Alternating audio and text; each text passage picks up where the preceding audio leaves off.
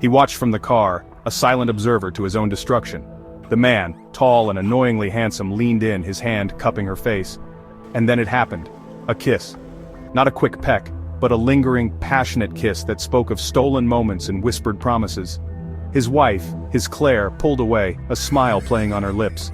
She turned and walked towards their home, her blonde hair shimmering in the afternoon sun, oblivious to the devastation she left in her wake. His heart hammered against his ribs, a frantic drumbeat against the silence of the car. He gripped the steering wheel, knuckles white, his mind a whirlwind of disbelief and rage. This wasn't happening. It couldn't be. Claire, with her infectious laugh and her gentle touch, wouldn't do this to him, not to them. They had built a life together, a life filled with laughter and love, or so he thought. The drive home was a blur. He couldn't remember unlocking the front door, couldn't remember hanging up his coat.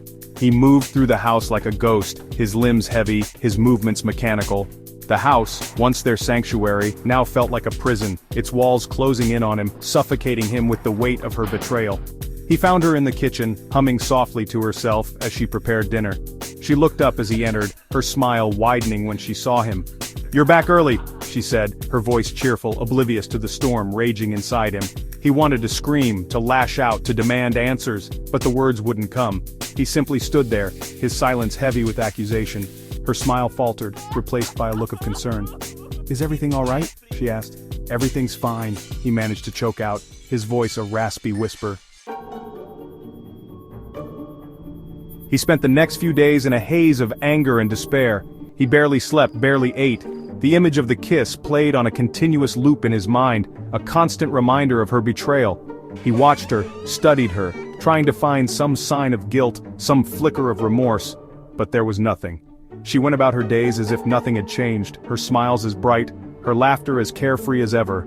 The lack of remorse fueled his anger, transforming it into a cold, hard determination. He would not be made a fool of. He would not let her get away with this. An idea began to take shape in his mind, a plan for revenge, a plan to ensure that she would never hurt him again. He started subtly, changing his routines, making excuses for being away from home for longer periods. He told Claire he was working late, attending conferences, anything to explain his absence. She didn't seem to notice, or if she did, she didn't let on. Her indifference fueled his resolve. He began researching, spending hours online, his fingers flying across the keyboard, his eyes scanning the screen. He started small, siphoning money from their joint account, a few $100s here, 1,000 there. He was careful, meticulous, never taking enough to raise suspicion. He opened a new bank account, in a different state, under a different name. He rented a small apartment, a nondescript studio in a quiet part of town, far from their suburban life. He began moving things, a few clothes at a time, a box of books, a lamp. He told Claire he was donating them to charity, getting rid of clutter. She nodded, her attention focused on her phone, her disinterest palpable. He felt a surge of satisfaction, a twisted sense of victory. He quit his job, staging a dramatic scene in his boss's office, complete with a shouted resignation and a slammed door. He told Claire he was burnt out, needed a change of pace. She seemed almost relieved, happy to have him out of her hair. With each passing day, his old life faded, replaced by a new anonymous existence. The day he had been waiting for finally arrived. He woke up in his Spartan studio, the morning light filtering through the blinds. He felt a surge of anticipation, a thrill of excitement coursing through his veins. Today was the day he would execute the final stage of his plan. He went through the motions mechanically, showering, shaving, dressing. He ate breakfast at a greasy spoon down the street, his mind already racing ahead to the evening. He spent the day walking, putting mile after mile between himself and his old life. As dusk settled, he made his way to a bar near his old house, a place he and Claire used to frequent in their early days of dating. He sat at the bar, nursing a beer, watching the door. He didn't have to wait long. Claire walked in, her arm linked with the man from the park.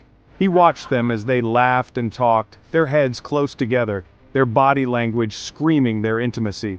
He felt a pang of jealousy, a flicker of the old pain, but it was quickly replaced by a cold satisfaction, all according to plan. He called the police the next morning, his voice trembling with feigned concern. He reported Claire missing, describing her appearance, mentioning the man she had been with, He told them about her recent strange behavior, her lack of communication, her sudden disappearances. He laid it on thick, the concerned husband, desperate for his wife's safe return. The police investigated, of course, but they found nothing. Claire's disappearance remained a mystery, another missing person case in a city of millions. He watched the news reports, saw his own face on television, his heart heavy with a mixture of guilt and relief. He maintained his new life, his new identity. He found a job, a simple, anonymous job that paid the bills. He kept to himself, avoiding relationships, shunning intimacy. He carried the memory of Claire with him, a constant reminder of what he had lost, what he had done.